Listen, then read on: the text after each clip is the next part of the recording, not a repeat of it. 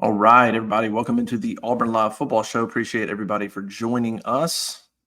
As Auburn gets ready for a road trip at LSU this Saturday, October 14th, Saturday night in Baton Rouge, 6 p.m., ESPN. Should be a good one. Hey, before we get going too much, I want to give a quick shout out to our main sponsor, Session Cocktail in downtown Auburn, right there on Magnolia Avenue, next to Taco Mama. Go check them out. Happy hour drinks, 4 to 6. They just changed their menu up. They have a lot of good cocktails, good stuff there, some great old fashions, bar seating, couch seating, lounge seating. It's not a stand-up college type bar, so it's a really cool place, good vibe, good drinks, good service. Session Cocktails in downtown Auburn. Please go check them out and support them when you're in town before games. All right, Auburn LSU week, great rivalry.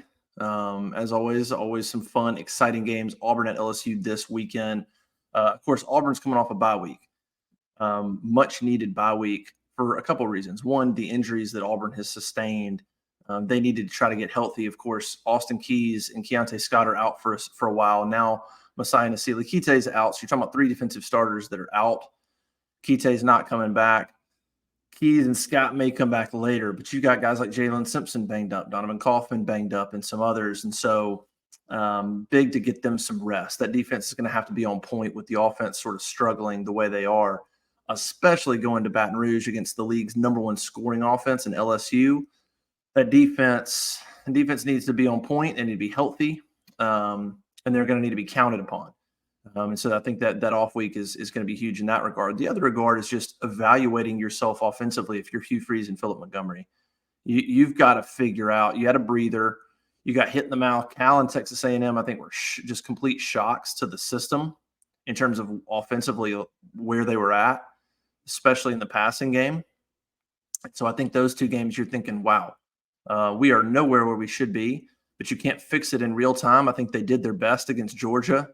They were conservative, ran the ball 70% of the time, and almost pulled that game out.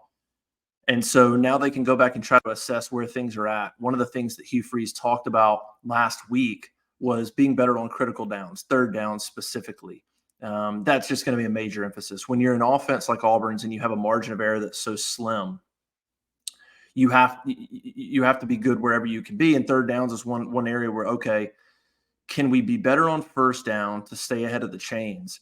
I talked about this in the 3-2-1 at auburnlive.com. Can we be better on first down? They averaged just 3 yards against Georgia on first down.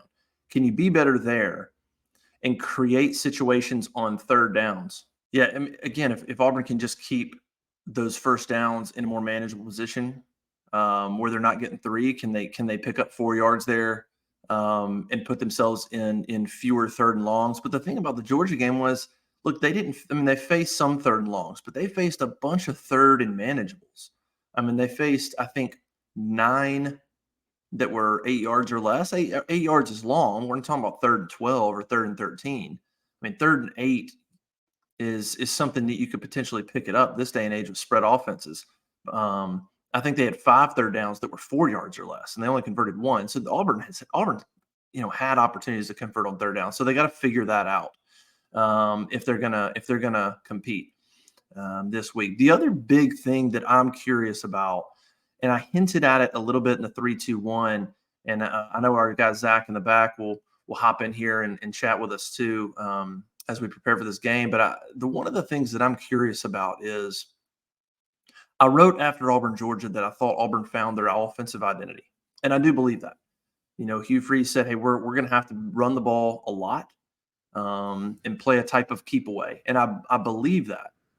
What I'm curious about is how much of the off week did Freeze and Montgomery, how much did they completely buy into this new identity? In other words, did they after 5 weeks, did they go, okay, we're not fixing the passing game. We're just not going to fix it. The receivers will continue to develop.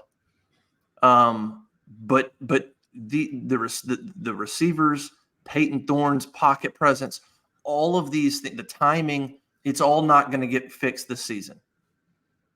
And if they've accepted that, then you take the identity that you learned against Georgia and you run with it and you build on that. And I think that's what they'll do. Or do they say, let's use this off week to try to get better in the passing game. And do you go to Baton Rouge and do we see semblances of what they were trying to do in prior weeks that didn't work? Because they're thinking, okay, we had a week to try to improve on some things. We don't want to give up on some of these elements of the game, of our offense. And that's my only concern, is if they go to LSU and they try to kind of reignite some of the passing game stuff that hasn't been working, thinking we had a week off to prepare and we need it, and try to reignite that, and it still isn't quite there, and you mess up some of your rhythm, versus just going, okay, there's just parts of this that it's not going to happen this year. We're going to run the ball 68% of the time. That's who we're going to be. Do they come out against LSU first half and just pick up right where you left off against Georgia, running the football, period? I'm curious. I think I think they understand who they are. But I'm just curious if they sort of go back to trying to tinker and flirt with some of the passing stuff that hasn't worked in hopes that it'll catch on. It's going to be interesting. I think the temptation will be there, Zach, because LSU is so bad on defense right now, specifically in the secondary, that you're going to be going, we have to try to take advantage of how poor they're playing. And there's a part of me that wonders if LSU's like, that you could be playing into their hands, going, Auburn could go away from their strength because you want to try to take advantage of what LSU doesn't do well, and it could end up hurting you in the process. What do you think about that thought process? Yeah, I mean, it's going to be tempting. I mean, LSU has been porous secondary wise. You look at what Florida State did to them. You look at what Missouri did this past weekend. What Ole Miss had 700 yards of total offense 2 weeks ago. So it's there. And so for Auburn fans, it's almost kind of like this catch-22. If Auburn's offense doesn't play well, the fan base is going to be really upset because the matchup should be there. And I don't think LSU's been great against the run either. I want to say they're allowing just under 140 per game. And Cody Schrader, who, I don't want to say this wrong. I mean, the kid's a good back. I just don't think he's Jarquez or some of the running backs that Auburn's bringing into town this weekend. Auburn has a chance to run the football. What I'll kind of want to see is use the run. Like, don't get completely away from it.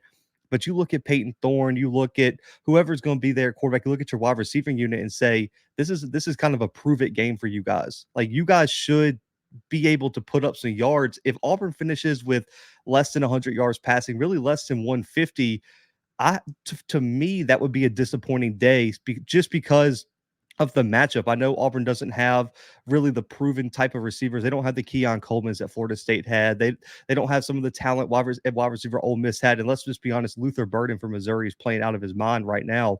But Jay Fair, some of those guys, there's stuff to be had. Rivaldo Fairweather. I think if you're Auburn, you still run the football, stick to your identity, but you have to try to take advantage of LSU's secondary because that's where they've been most vulnerable as a team.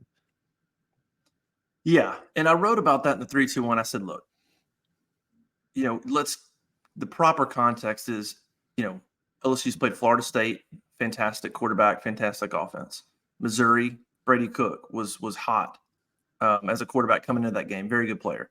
And then, of course, Ole Miss, Jackson Dart, and those guys. So, like, they've played a handful of dynamic offenses, not good offenses, really good offenses. But they've gotten shredded. You mentioned rushing. LSU's dead last in rushing in the league. They're giving up 163 yards rushing. They're second to last in passing.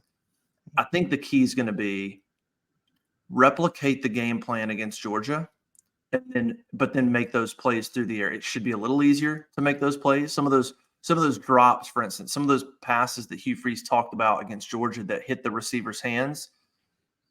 There should be those same opportunities. There should be more of those opportunities, obviously, against LSU. And they shouldn't be quite as contested. Malcolm Johnson, back shoulder, dude all over him. Or Rivaldo Fairweather, back shoulder towards the end zone, dude all over him. Those plays, you should be able to find a little more space, and hopefully receivers can make plays. And then lean on your running game the way you have. So I mean, it's going to be interesting. I wrote about it, though. I'm like, look, at the same time, LSU's defense is going to be coming home thinking that this is their get-right game. They're coming home against an offense that struggled to throw the ball. Is this their opportunity to sort of get right. Like somebody's going to get right. You know what I mean? Like either Auburn's offense is going to find some confidence or LSU's defense is going to find some confidence against you. Somebody's going to sort of like walk out of this game feeling better than they were on that side of the football.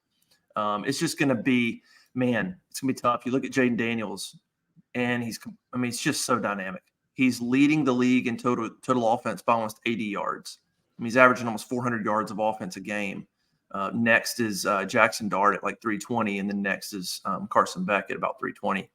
So the challenge is going to be, what can you squeeze out of the offense for Auburn?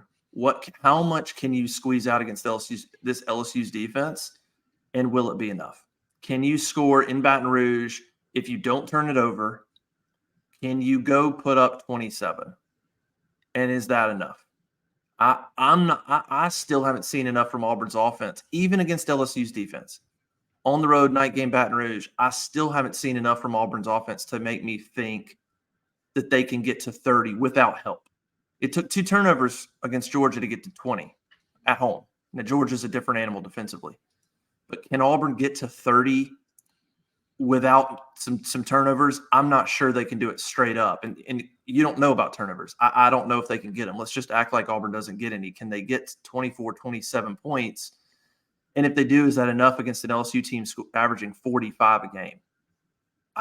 I'm not sure. I think it's going to be a similar recipe where this Auburn team's going to have to, against the good teams, LSU, Ole Miss, Bama, those 3, they're going to have to be +1 or +2 turnover margin, commit just a couple of penalties at the most. That's the recipe. I'm not sure Auburn's where they are, where if they could just play even, that they could go to Baton Rouge. I think it's going to be a similar thing. You got to be +2 turnovers, and then create some passing plays, run the football, and try to get to 27-28. And I think Auburn's defense can hold them in check enough. I think Auburn's defense could hold LSU and Baton Rouge to 27-20. Like, I think they can do it, but I don't know that you're going to hold them under 24. Like, that would be a tall. That's 20 points under their average. That's probably not going to happen unless you go force 3+ turnovers. They're probably going to push 30, so you're going to have to push 30 as well. Don't you think? Yeah, easily. I mean, when you look at the 2 games where LSU's offense kind of struggled in the past 2 years, I mean, you go back to last year, it was that Tennessee game, and then you come in and they really struggled early against Georgia, kind of got it going. And then even the Auburn game when they came to Jordan-Hare last year wasn't a great offensive performance. They turned the ball over a lot in those 3 games. Especially that Tennessee game, there were some unfortunate opportunities, and then you gave Hendon Hooker in that offense too many opportunities to go down the field and score. Auburn's defense, I think, matches up pretty well. I mean, Auburn's defense has played extremely well, and the positive thing about LSU's defense you're looking at is they really don't have Harold Perkins is Harold Perkins, but outside of him, they haven't really rushed the passer that well. They have less sacks than Auburn this year. I want to say they'll have about nine or so sacks this year. They haven't been super dynamic getting after the passer. So it's not like facing A&M where we saw yesterday A&M's defensive line can get to any quarterback in the country. That defensive line is legit. So I don't know if Auburn's going to have that type of challenge on Saturday. The biggest thing is, like you said, Jaden Daniels is a game changer at quarterback. He can do it with his legs. He can do it with his arm. He's experienced. He's not going to get shaken up very easily. He's not going to blink. That big comeback against Missouri this weekend really instilled confidence in that team. My biggest thing is secondary wise. We saw Auburn late struggle with Brock Bowers, who's a star tight end, wide receiver, whatever you want to call them. What does Auburn do with Malik Neighbors? Because Malik Neighbors is playing some of the best football in the country. And if he has a big game, it's going to be really hard to slow down to that offense. You have to take him away, make Brian Thomas or one of these other wide receivers beat you. You cannot let Malik Neighbors and Jaden Daniels beat you deep, because when you saw against Mississippi State, when they get that deep ball going and Neighbors gets that momentum and Daniels starts feeling himself, LSU's almost unstoppable offensively. Yeah, that would be worst case scenario for Auburn, is if they, they did a pretty good job until the 4th quarter of limiting Georgia big plays. And then Georgia got it rolling in the 4th quarter. That's your worry, is LSU comes out firing, hits some big plays early, finds some things against the safeties, things like that in coverage, and it could be a long night. I think that's going to be big. I mean, I think Georgia caught some big plays late in that game, but Auburn's done a pretty good job of limiting explosive plays this year. But LSU's a different animal even than Georgia. I mean, it's a different attack. It's a different way they attack. One of the things I wrote about, I want to see what you think, Zach, is in the 3-2-1 on Sunday to sort of just start thinking about this game. My one prediction was that I thought Auburn was going to start fast in this football game for two reasons. One, they've had 2 weeks to prepare. There's no excuse to not have a really good game plan and to expect really good execution. You got 2 weeks. I mean, there's no excuse to not come out ready to go. The other part is LSU's been so bad in the first half. They're a little better in the second half against Missouri, but I mean, Ole Miss put 31 on the board in the first half. Arkansas had 13, Missouri had 25. And you have a defense that's coming home in LSU that, while they'll be amped up to be back in Death Valley, it'll be a raucous Tiger Stadium because they've had 2 straight road games. They also haven't. I mean, they made the play at the end of the Missouri game, but Missouri shredded them pretty good in that game. So Auburn's really needs to come out and start fast. Don't let LSU's defense get some confidence in this game. And with 2 weeks to prepare, a game plan to get ready for execution, I think Auburn's got a chance to start fast in this game if they'll come out. I mean, there's just no reason. You've had 2 weeks. You should know what you're going to do on those first 10, 20 play, whatever the game plan is. It should be the back of your hand for this game. And I think Auburn's got a great opportunity to start fast, and they are going to need to, because if they don't against this team, if they're down 10-0, Auburn flat out. I don't even know if they've got the offense to win this game, even with some turnovers. You get down in this game again at 10-0, and Ole Miss, it'll be the same thing. It'll be different because Auburn will be at home, but this one in Death Valley is different. You get down in this environment, 10-0 or 14-0. And it won't. It's just, it could get ugly. It could get ugly. It could get out of hand, man. I mean, this environment, they're gonna be rocking, not having a home game in 3 weeks by the time they play this thing. And so I think Auburn can start fast. I think the opportunity will be there, but more importantly, I don't think they have a choice. They have to come out and have a really good first quarter in this football game. Well, Justin, me and you have both attended games in Death Valley, Yeah. whether it's Auburn, otherwise. A 6 p.m. kickoff, the worst thing you could possibly do if you're Auburn is be down 14-0 after the first 2 drives. I mean, that crowd is going to be obnoxious. And I know Hugh Freeze accidentally said it about Georgia last week, but let's not forget LSU fans know that this might be the last game between Auburn and LSU for the next year or so, depending on what the conference schedule ends up being over the next few years without divisions. So I think they're gonna show up. They're gonna be loud. It's gonna be a 6 p.m. game. And if you're Auburn, you just, like you say, you need confidence, because you look at that Georgia game, those early turnovers, even though Auburn didn't turn them all into big scoring drives or whatever, the early turnovers kept the crowd engaged. The team was building off that momentum. You have to keep the players in the locker room locked in. You don't think the defense, even the offense, if it's 14-0, you have a quick 3-and-out, Jaden Daniels drives straight down the field, there's going to be a lot of looks on that sideline like, what's coming next? Because we have no answers right now. And then they run the ball pretty well. Logan Diggs and those guys in the running back room, LSU can run the football, so they're not one-dimensional. You have to get off on the right foot. Whether that's, if I'm Hugh Freeze, with the new clock rules, but you see a lot more coaches taking the ball when they win the coin toss, I want the ball first, and we need to go down there and score. Off the bye week, we need to have that momentum. It would change the whole momentum of the game if Auburn walks down the field at 7-0 first drive. I think you have to have that type of confidence in your offense. And I think that's big for Peyton Thorne's confidence, because, Justin, you and Cole, I want to say, talked on one of the football shows after the A&M game. Man, on the road, they have not looked great at A&M or Cal. You have to find a way to play better on the road, because you're not going to have Jordan Hare behind you this weekend. So that's going to be a big key, is starting fast, and also just not overthinking it. Don't get caught up in, we're on the road, we haven't played well on the road. You have to come out and respond. And that's going to be the thing I'm looking at most is, did Auburn play Georgia well because we're improving, or is it because we were at home? And I think that's going to be a big answer this weekend going up against LSU coming off a bye week. Yeah. Got to start fast, and then you can try to shorten the game, and then you give yourself some time for them to come back. Okay, they come back and even it up, something like that. All right, let's continue talking about this in just a second. Let's first give a quick shout out to a partner of ours, which is Game Time, gametime.co. Thanks to our partner, Game Time. If you don't have the app, go download the app, the Game Time app, create an account, and then use the code War Eagle, all one word, War Eagle, for $20 off your first purchase. It's Game Time is the app. The website's gametime.co. Zach, I don't know if you've ever dealt with last minute tickets. I'm sure we've all been there, whether it's sporting events or concerts or comedy shows or whatever it is.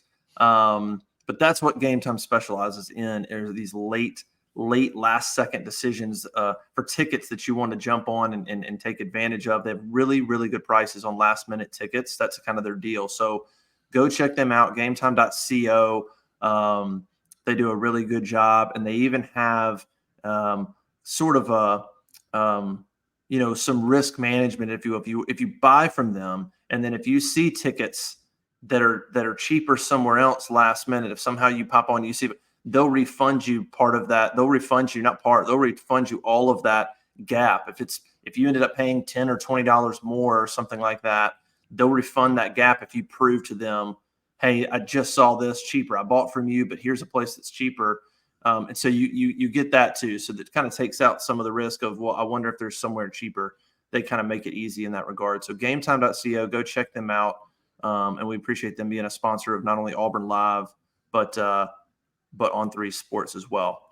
All right, Auburn's 13. Well, it opened at 13.5. I've seen 11 in terms of the point spread in this game. That's probably about right. They were 14. They started, I guess, 17 against Georgia, and that crept down to 14.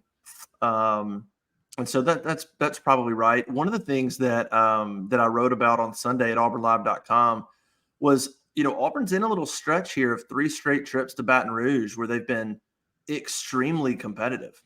Of course, they're coming off of the win. Boy, it feels like forever ago that Auburn went there in 2021 and won. Like, doesn't that feel like a decade ago at this point? Brian Harson's first year. Bo Nix is the quarterback. LSU has a different coach. And you go down there and you win 24-19. That game, Auburn was down 13-0 and fought back. And of course, we remember Bo Nix's heroics on that 4th down play, a touchdown to Tyler Fromm. But man, that win feels like so long ago. Both teams have got different coaches. That was the beginning of. Auburn's been through a coaching era, and onto a completely different coach. Bo Nix is gone. It's just been LSU is obviously has changed coaches, so that feels like forever ago. But it was literally the last time Auburn went to Baton Rouge, they won. And then of course the time before that, 2019, you're talking about an Auburn team that went and played as well as anybody did against the national champions that year, that LSU team. Nobody lost by a smaller margin than Auburn did, 23-20 in that game. Now LSU had 500 yards of offense, but Auburn forced a couple of turnovers and made them really work for everything, and just kept them in check as much as anybody did, and made a few plays and hung around in that football game. And then, of course, the time before that, 2017, Auburn absolutely blew a 17-0 first quarter lead. Literally, that is one of Gus Malzahn's biggest sins of his time at Auburn, was losing that football game in 2017 in Baton Rouge. No reason Auburn should have lost that football game. They end up losing, I can't remember what it was, 27-23 or something like that. But the last 3 times Auburn's been down there, they've been really competitive. They've been really competitive, and it's been really close. And so they're going to try to keep that going. 4 straight trips, maybe that they can keep it close and try to win for the first time there in back-to-back years, or back-to-back trips to Baton Rouge since 97 and 99. I remember those games vividly. 97, of course, was Damian Craig and Rusty Williams for Auburn, and they took it down and had a last couple of minute drive to win that game in Baton Rouge. Pretty high-scoring affair in 97. And then, of course, 99 was Tommy Tuberville's first year. And Auburn goes in there. LSU wasn't any good either, really. But Auburn goes in there and just completely shocks them. Ben Lear, Ronnie Daniels, the fake field goal to Damon Duvall, and they beat the brakes off LSU 41-7 in that 1999 game. So that's the last time Auburn's won 2 straight in Baton Rouge. They're going to try to take advantage of the 21 win and win back-to-back. But, man, it's going it's going to be real tough. What do you think about that 2-touchdown number? You think that's a fair number? I think over under is about 60, 58-60 in this one. Yeah, I think that's fair. I mean, I think the betting line's kind of set because we just talked about Auburn's road struggles. If this was in Jordan Hare, I mean, you're probably talking 7, 8 point spread, maybe. I mean, there'd be a lot of confidence coming from the Auburn side at least. Mm-hmm. But I have a little bit of I feel like Auburn can cover that. I think the like shining moment where you look at a comparable game. I mean, a few weeks ago, Arkansas went into Baton Rouge and gave LSU everything they wanted and more. It was what 34-31. Mm-hmm. KJ Yep. Jefferson had a big game. Now, LSU put up a lot of offense, but Arkansas was able to force a big interception, able to keep that game close. They ran the ball really well, almost 200 yards on the ground. That's the kind of game Auburn needs, man. Just keep it close. I think Arkansas had the lead at halftime. They got up early. That should be the game plan of Auburn. Now, I don't know. We'll see how Arkansas and Auburn compare, but right now, I do think Auburn is a little bit of a better football team compared to Arkansas. We talked about that on. I know you guys talked about that on the podcast last week during the bye week. That's the type of game I could see. I mean, if you could come out here and compete for all 4 quarters, man, I feel good. I think Auburn does cover that spread, though. I'll be really surprised if LSU, with Auburn coming off a bye week, with all the positive momentum building off that close Georgia loss, I got a feeling Auburn can keep this under 10. Yeah, I think Auburn's better than Arkansas as well right now. I think it's going to be a phenomenal barometer of Auburn. I think the first 2 games for Auburn against Texas A&M and Georgia. I mean, take a step back now. A&M was up 17-10 on Alabama. I think kind of blew that game, right? Just got shut out in the second half offensively. Basically, Alabama's defense really stepped up, and Alabama won that game. A&M's defensive front is phenomenal. They held Alabama to 25 yards rushing. Auburn had 144 against that A&M front, and then of course Georgia. I think the optimistic side would be if you're thinking about Auburn's offense in this game, the optimistic side says you've played 2 of the better defenses in the league. Toss Alabama's in there, and that's your 3 best defenses, right? Wouldn't you say Georgia, Bama, and A&M are probably the best 3 defenses in the league? Yeah. I would say so. I mean, I think Auburn is in the mix. I think Florida has been pretty good. But you could easily make the case that you've played outside of Bama the best 2 defenses in the conference. And so despite all the struggles, you hope, okay, if that doesn't prepare you to now go play the worst statistical defense in the league, I mean, what does? So I think the optimistic side would be Auburn has played two fantastic defensive fronts and defenses. Now they learned a lot. They get a bye week and can go out there and put up 24, 27. If they do that, they'll stay within 13. Auburn. I'd be shocked if Auburn gave up more than. I'd be shocked if they give up more than 34. I could see 34. You start getting above that for the way Auburn's defense has played, and that'd be surprising. I mean, Auburn's defenses, they need to rush their passer a little bit better. We know some of that, but for the most part, they've been pretty good, pretty sound. Even in Baton Rouge, even against Jaden Daniels, I think 34 is a pretty big number against this Auburn defense. So if they get there, and Auburn gets to 24, they cover.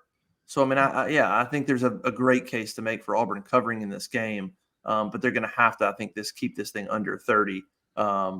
Otherwise, it's going to be tough. Hey, real quick before we get out of here, what'd you think of the SEC weekend? You had Georgia.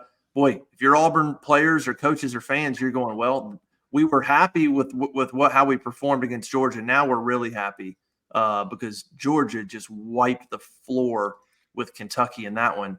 Of course, we mentioned Alabama beating Texas A&M, Florida taking care of Vanderbilt. Ole Miss almost squandered their momentum and blew it against Arkansas. Arkansas's now got a couple of tough road losses, LSU and Ole Miss. And of course, now, by the way, Ole Miss now has 2 weeks to prepare for Auburn. But I mean, if you're trying to gauge Auburn and you're looking at it, that you're going, well, A&M's defense is pretty good. So yeah, the offense was a mess, but give their defense a little bit of credit. The game plan against Georgia looks a little better now. What'd you make of kind of the weekend of SEC games?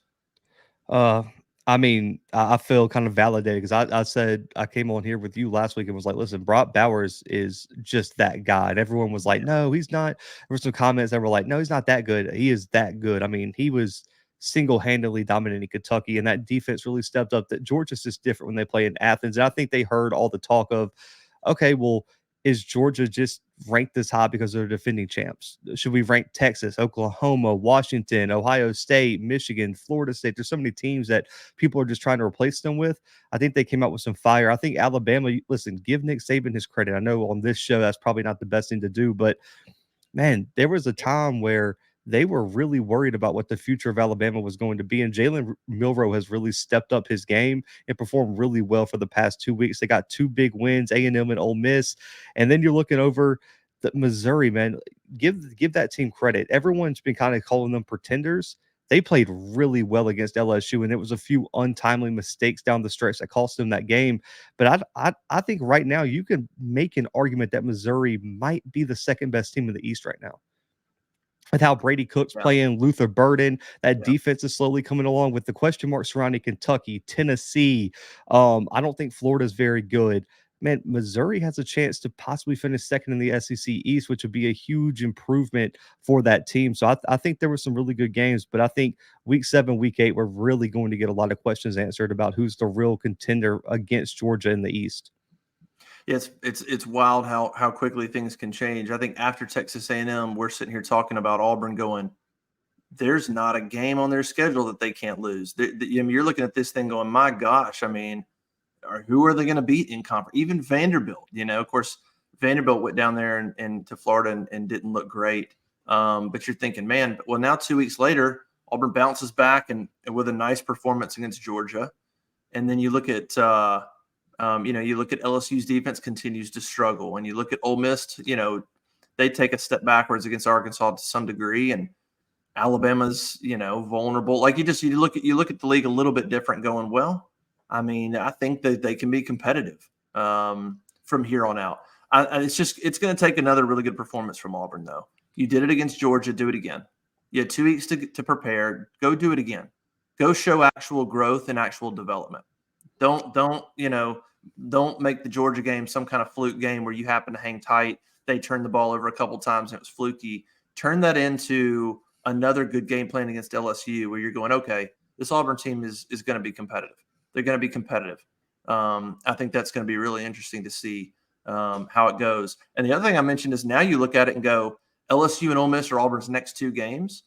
So if they're sitting here 0-4, Auburn in conference, just understand that's maybe the best 4 teams in the league, tossing Alabama, 4 of the 5 best teams in the league that Auburn could start their schedule with, and Hugh Freeze could start his SEC, his tenure with at Auburn in the SEC, could be 4 of the best 5 teams in the league right off the bat as the first 4. I mean, that's how it's shaped out. You could, if people are still tossing Tennessee, and I don't know that Tennessee's proven a lot to me to even be. I would say Georgia 1, Bama 2, and then of A&M, LSU, and Ole Miss. Take your pick. Probably depends on where the game's played.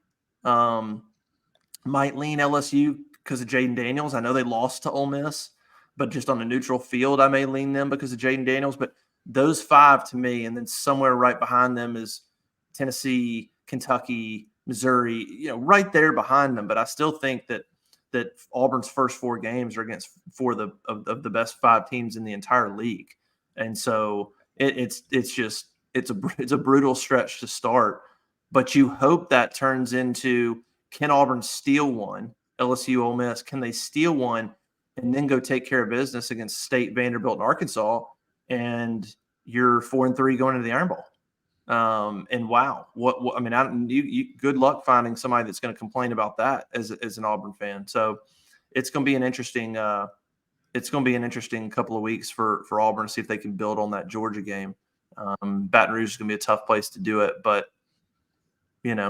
LSU's vulnerable. It's like I said on the board. I said, look, LSU's fantastic, but that defense, the opportunities are going to be there. Whether you can take advantage, that's a different thing. But the opportunities are going to be there for Auburn to hang in this game at LSU. We'll see if they've made enough development, especially in that passing game, to actually take advantage of the weaknesses LSU has. Yeah, I mean, I think if Auburn can one escape with the win, I mean that would be, I mean, huge for the program. But I mean, even if you come away with a close loss, you have to feel good about playing in Jordan Hare, probably a night game against Ole Miss, who's looked vulnerable at times as well. I mean, especially this past weekend, looked super vulnerable. Mm-hmm. Then you're looking ahead at home for Mississippi State, who did not look very impressive this weekend. I want to say it's against like Wyoming or some random Mississippi team like State, they that. played one of the Michigans, Western Michigan. Yeah, Western Western Michigan. Michigan. Yeah, and Yeah. they did not look great in that game. Gave up over 20 No. points to them. Then Vandy and Arkansas, even though on the road, Arkansas will be the tougher game of those two. Those are two very winnable games that you should be favored in. You get that tune-up game against New Mexico State. Man, if you come in and let's just say you lose close to LSU, you come on reeling what 5 straight wins into that Iron Bowl. Good luck coming into Jordan Hare and having an easy game. You saw the crowd when Harsin had TJ Finley on one leg, taking Bama to what 4 overtimes. How Yeah. electric that crowd was, and there was no momentum for Auburn's program going into that game. I mean, there was nothing to look forward to. It was bleak. It was just, hey, maybe we can cross our fingers and escape with this Iron Bowl win over Bryce Young, and they almost did it. If you think Auburn coming in 5 straight wins or 4 out of the last 5 if they beat LSU and lose to Ole Miss, you got to feel real good about your chances in that game, especially with Alabama's offensive inconsistency. And then also that defense is vulnerable at times. Now, we'll see what Auburn looks like in 6 weeks. So you never know Yeah. what's going to happen in terms of injuries, development, or anything. But Auburn's got a fighting shot in that one. And anytime you play in Auburn, Alabama, and Jordan Hare Stadium, you always have a shot. So that's the thing for Hugh Freeze is just keep building that momentum, because just think about the recruiting impact for that weekend. If you're coming in 5 straight wins in the Iron Bowl, you aren't going to be able to keep recruits and fans away from Jordan Hare Stadium. Yeah. Should be an interesting. I think these next 2 weeks will be big barometers for Auburn. They're going to be underdogs in both games, but I think the next 2 weeks, just like Georgia, I think it's a 3-game stretch of where is this team at?